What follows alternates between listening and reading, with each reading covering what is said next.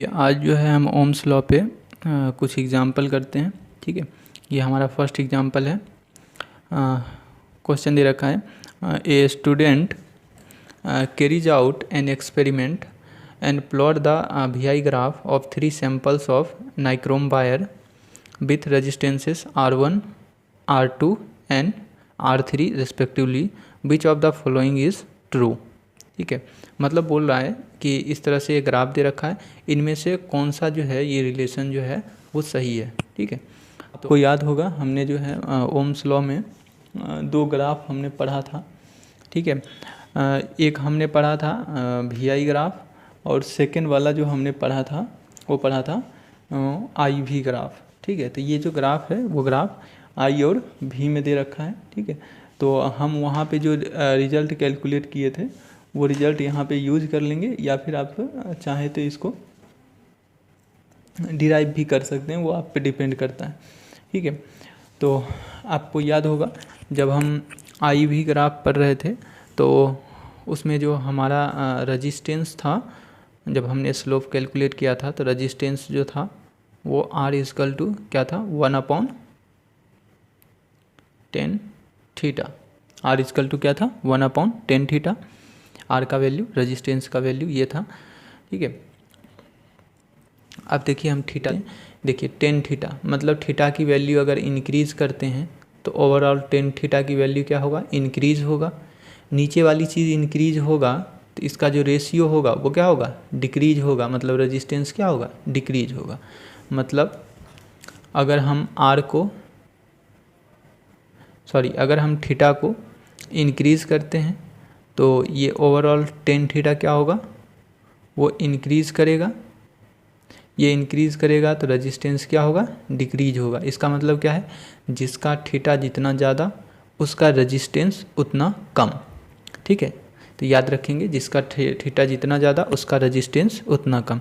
तो यहाँ पे हम थीटा देख लेते हैं।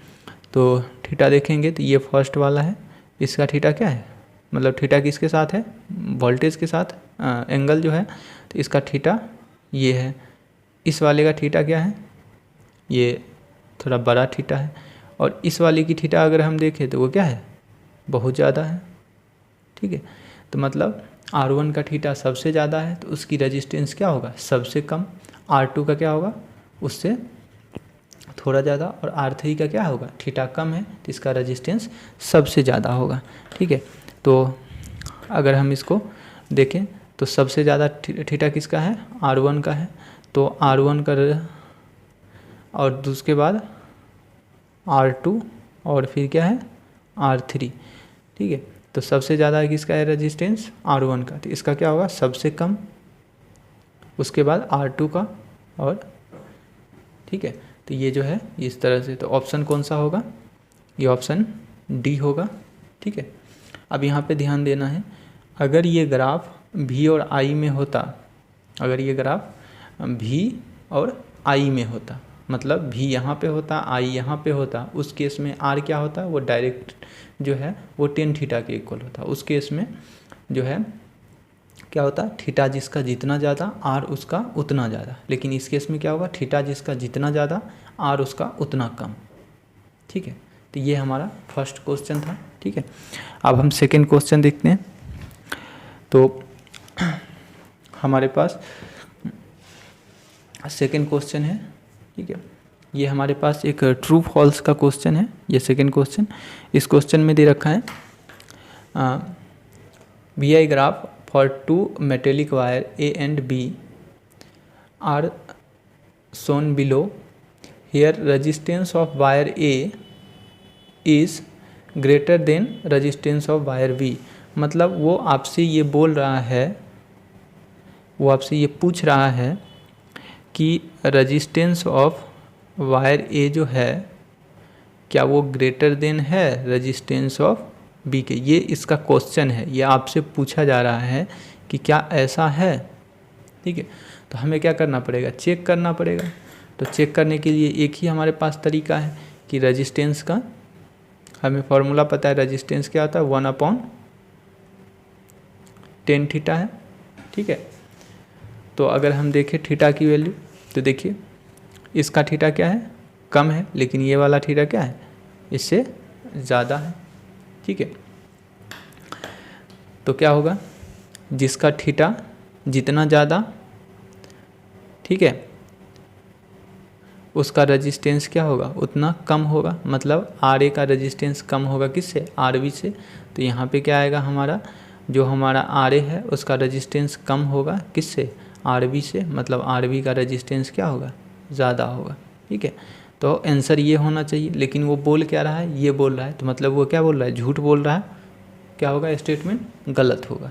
ठीक है, आप ध्यान देंगे, यहाँ पे ऐसा हो सकता था कि आपको भी और आई में पूछ देता, मतलब आई की जगह पे भी होता और यहाँ आई होता, तो क्या होता, सब खेल बदल जाता। मतलब आर जो है डायरेक्ट टेन थीटा के इक्वल हो जाता, और उस केस में जो ये बात बोल रहा था वो सही हो जाता। तो ध्यान में रखना है आपको इन सब बातों का। ठीक है, क्वेश्चन है, सबसे पहले क्वेश्चन रीड कर लेते हैं। The value of current I flowing in a given resistor for the corresponding value of potential difference V across the resistor are given below. देखिए करंट का दे रखा है 0.5 पे, वोल्टेज कितना है 1.6, 1 एम्पियर पे 3.4, 2 पे कितना है 6.7, 3 पे कितना है 10.2, 4 पे कितना है 13.2। कह रहा है plot a graph between V and I and calculate the resistance of the register. मतलब आर की वैल्यू आपसे पूछा जा रहा है इस क्वेश्चन में। ठीक है, तो सबसे पहले हम ग्राफ प्लॉट करेंगे। तो ग्राफ प्लॉट करने के लिए क्या करें, सबसे पहला काम हमारा होगा ग्राफ प्लॉट करने के लिए कि हम इसका एक्सिस बना लें, क्योंकि ग्राफ में हमें एक्सिस की ज़रूरत पड़ेगी। तो हमें पता होता है कि हमारे पास 2 एक्सिस जो है वो हमेशा ग्राफ के लिए हम बनाते हैं। ठीक है, तो हम बना लेते हैं।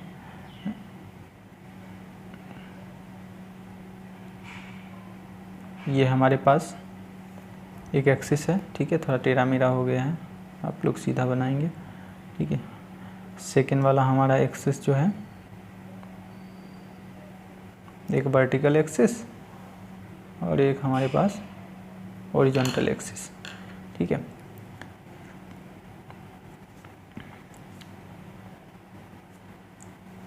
ये करंट आई है और इधर जो है वोल्टेज आई भी में हम बना लेते हैं, नॉर्मली बुक में भी ऐसे ही बना होता है। ठीक है, तो इसलिए प्रैक्टिस हम इसी के जैसा हम कर लेंगे। ठीक है, तो इस तरह से आप देखिए, यहाँ पे सबसे पहला काम होता है कि हमें जो है ये वोल्टेज और करंट को जो है वो क्या करना होता है, लेंथ में कैलिब्रेट करना होता है। लेंथ में कैलिब्रेट करने का मतलब आपको स्केल लेना पड़ेगा। ठीक है, स्केल कैसे लेते हैं, तो देखिए यहाँ पे ये जा रहा है 1.6 से 13 तक जा रहा है। मतलब हम जो है 1 का ले लेते हैं, 1 सेंटीमीटर का। ठीक है, मतलब 1 centimetre equal to 1 volt assume कर लेते हैं। तो वो आपको लिखना पड़ेगा कि आपने किस तरह से डेटा लिया। तो स्केल लेते हैं, तो ये कौन सा एक्सिस है, एक्स एक्सिस है। तो एक्स एक्सिस में हम स्केल लेते हैं 1 सेंटीमीटर इक्वल टू 1 वोल्ट। मतलब हमने 1 सेंटीमीटर को 1 वोल्ट मान लिया, मतलब इसकी जो लेंथ है उसको हमने कैलिब्रेट कर दिया वोल्टेज में। ठीक है, दूसरी चीज़ वाई एक्सिस पे क्या है, करंट है। ठीक है, तो वाई एक्सिस पे करंट है, देखिए 0.5 है, 1 है, 2 है, इस तरह से है। तो 4 तक ये जा रहा है। ठीक है, तो हम इसमें क्या करें, इस वाले में हम 1 सेंटीमीटर 1 सेंटीमीटर इक्वल टू ले लें 1 एम्पियर। ठीक है, तो यहाँ पे हम ऐसा ले सकते हैं कि जो हमारा 1 सेंटीमीटर है वो किसके इक्वल है, वो 1 एम्पियर के इक्वल है। तो 1 सेंटीमीटर इक्वल टू 1 एम्पियर, ये आपको लेना पड़ेगा। ये कैलिब्रेशन आपको करना होगा जब भी आप ग्राफ बनाएं। आपके पास ग्राफ पेपर होगा।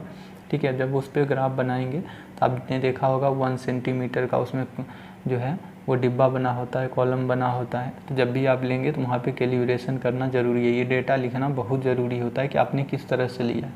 अगर आप ऐसा नहीं करते हैं तो आपके मार्क्स जो है वो काट सकता है जो एग्ज़ामिनर होगा। ठीक है, तो इस चीज़ का ध्यान रखेंगे। अब हम इस पर कैलिब्रेशन कर लेते हैं, वैल्यू पुट कर देते हैं। तो ये हमारा ओरिजिन होता है। ठीक है, 1 2 3 4 5 6 7 8 9 10 11 12 13 एंड 14। देखिए 13.2 तक है तो 14 तक हमने ले लिया। ठीक है, तो 1 2 3 4 5 6 7 8 9 10 11 12 13 14। ठीक है, ये हमने इसको कैलिब्रेट कर दिया वोल्टेज के फॉर्म में इसके लेंथ को। अब जो है ये करंट में देखना है, तो करंट में देख लेते हैं। ये 1 ampere, 2 ampere, 3 ampere and 4 ampere. ठीक है, ये इस तरह से बीच में 0.5 होगा। ठीक है, अब इसकी वैल्यू देखते हैं। तो सबसे पहला वैल्यू जो है इसने क्या बोला है, जो करंट जब 0.5 होगा तो वोल्टेज कितना होगा 1.6, मतलब 0.5 कौन सा होगा, 0.1 से 0.1 के बीच में 0.5 होगा ये वाला। ठीक है, ये 0.5 है और इस 0.5 पे उसने बोला है जब ये 0.5 है तो वोल्टेज कितना है 1.6। तो देखिए बीच में कितना होगा 0.5 मतलब 1.5, तो यहाँ पे क्या होगा 1.6 होगा। ठीक है, ये इस तरह से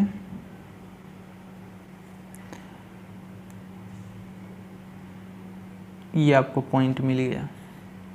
ठीक है, ये पॉइंट कितना होगा, ये 1.6 वोल्टेज होगी और ये 0.5 इसका करंट होगा। तो इस वोल्टेज को हम बोल देते हैं, ये V1 वोल्टेज है और इसको हम बोल देते हैं I1 करंट है। तो इस पॉइंट के कोऑर्डिनेट्स अगर हम लिखें तो क्या लिखते हैं x, y, मतलब V1, I1। ठीक है, इस पॉइंट के ये क्या हो गए कोऑर्डिनेट हो गए। ठीक है, अब सेकेंड वाला वैल्यू लेते हैं। सेकेंड वाली वैल्यू में कितना है 3.4 पे 1 एम्पियर है, मतलब 3.4। देखिए बीच में 5 होगा, 4 क्या होगा थोड़ा इधर होगा, मतलब ये 3.4 वोल्ट है। ठीक है, ये 3.4 वोल्ट है और इस पे कितना है 1 है, तो ये हमारा जो है इस पे ये वाला पॉइंट हो जाएगा। ठीक है, उसके बाद ये कितना है 2 है और उस पर 6.7 है, मतलब 2 है और 6.7, मतलब बीच में कितना होगा 0.5, 0.6 और 0.7। तो मान लीजिए कि ये यहाँ पे है और ये कितना है 6.7 वोल्टेज है। ठीक है, 6.7 वोल्टेज है और उस पर करंट कितना है 2 एम्पियर की करंट है। तो आप इसको इस तरह से बना सकते हैं। ठीक है,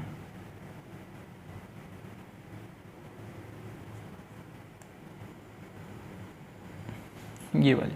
ठीक है, उसके बाद देखिए 10.2 है, तो 10.2 मान लीजिए यहाँ पे, तो ये इसका 10.2 है और 10.2 पे ये 3 एम्पियर की करंट है। तो 10.2 पे ये 3 एम्पियर की है।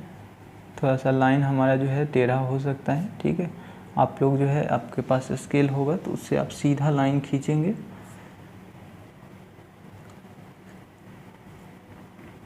ये वाला पॉइंट है। ठीक है, अगली चीज़ जो है 13.2 है, तो 13.2 मान लीजिए यहाँ पे, क्योंकि बीच में 5 होगा तो 2 मान लीजिए यहाँ पे है, ये 13.2 है। ठीक है, और 13.2 पे 4 एम्पियर की करंट है, ठीक है। तो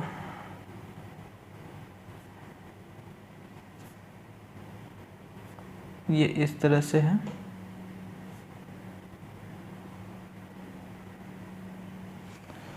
ठीक है। और इसको थोड़ा सा ऐसे ले जाएं,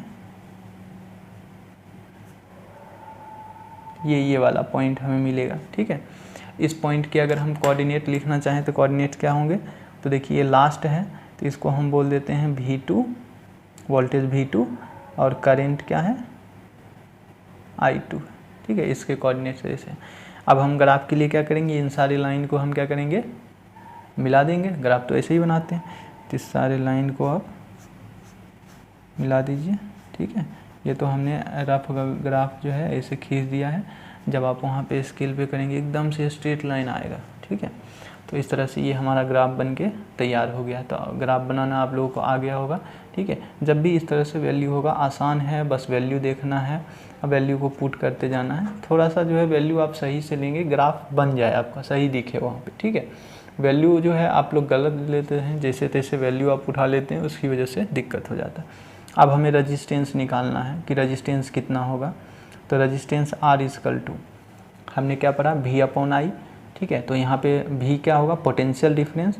तो पोटेंशियल डिफरेंस क्या लिखेंगे, V2 minus V1, V2 minus V1 potential difference upon क्या होगा, करंट। क्योंकि हमने देखा था ना, आपको याद होगा कि हमारे पास वो वायर थी, उसमें करंट I फ्लो हो रहा था, और इसके अक्रॉस जो पोटेंशियल डिफरेंस था वो V था।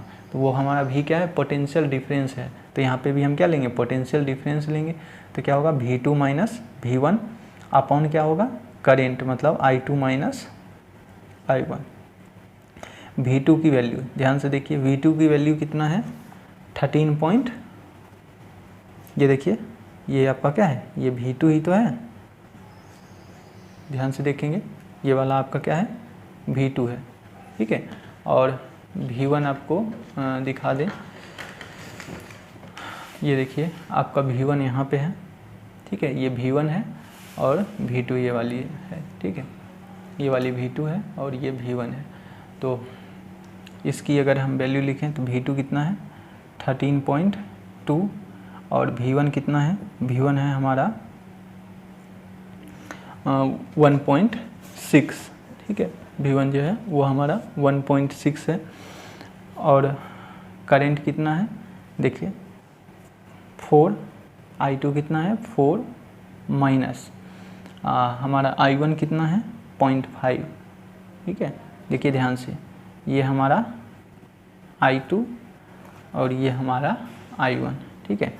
इसको जब आप सॉल्व करेंगे तो आपका जो ये वैल्यू आएगा, ये आएगा 11.6 और अपॉन में आएगा 3.5।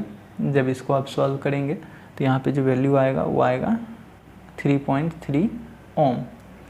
तो रेजिस्टेंस आपका ये 3.3 ओम हो गया। ये क्वेश्चन जो है NCERT के बुक से हमने उठाया था, ठीक है। आपको वहाँ भी मिल जाएगा। तो एक बार प्रैक्टिस के लिए बिना देखे आप इसको खुद से करने की कोशिश करेंगे। आपका मन हो थोड़ा सा ये वाली स्केल आप थोड़ा सा कम ज़्यादा ले सकते हैं, अलग स्केल लेके फिर करिए, ठीक है।